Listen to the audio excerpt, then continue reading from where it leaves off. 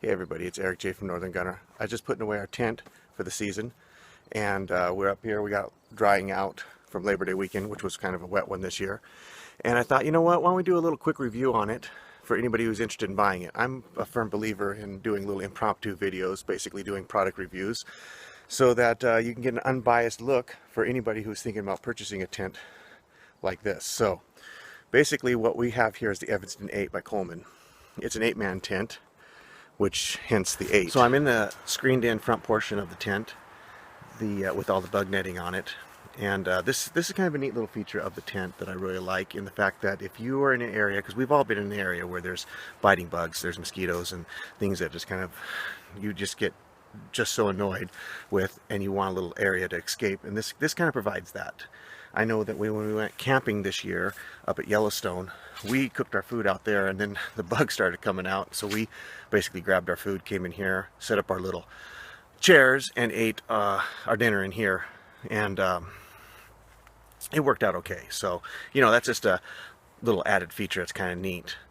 But if you're buying this, if you see this tent and you're buying it because you think this is going to add some kind of a waterproofing feature, because the roof does extend out a good 2 feet or 3 feet from the front door of the tent, well, it really didn't work out that way for us. It kind of got really wet in here. The floor is like the same thing as a tarp, you know, it's a really rigid tarp-like floor.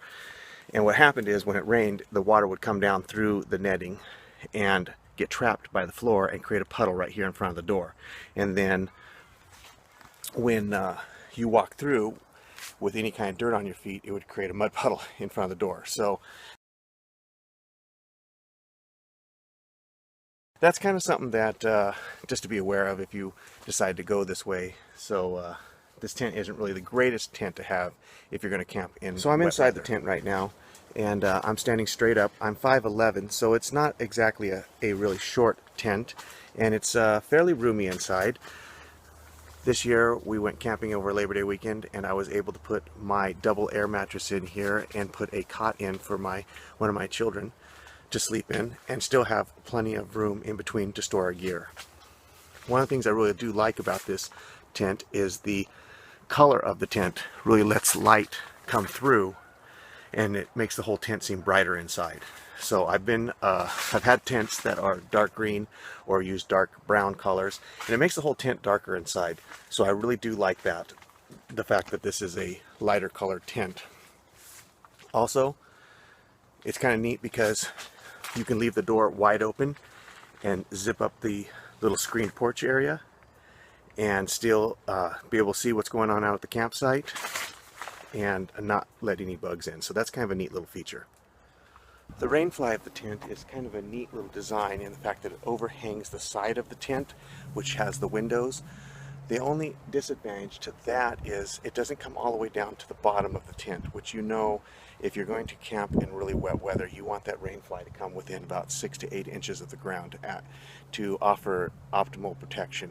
However, if you're just a fair weather camper, this is kind of a neat little design. And I've been in this tent in Wyoming this year in a downpour, and it did pretty good. I've had a lot of tents over the years, and I've never really come across a tent that has been so important to go ahead and stake her down. And it really is, to stake this tent down really is crucial to holding the form of the tent. So this tent is one of those ones that you will need to stake down to get it to stay up. So that's a quick look at the Evanston 8 by Coleman.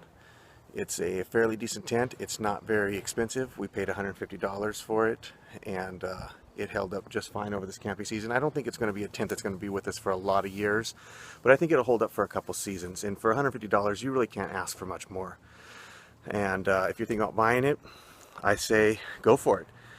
So like usual, please subscribe, and please like us on Facebook. We'll see you on the next one.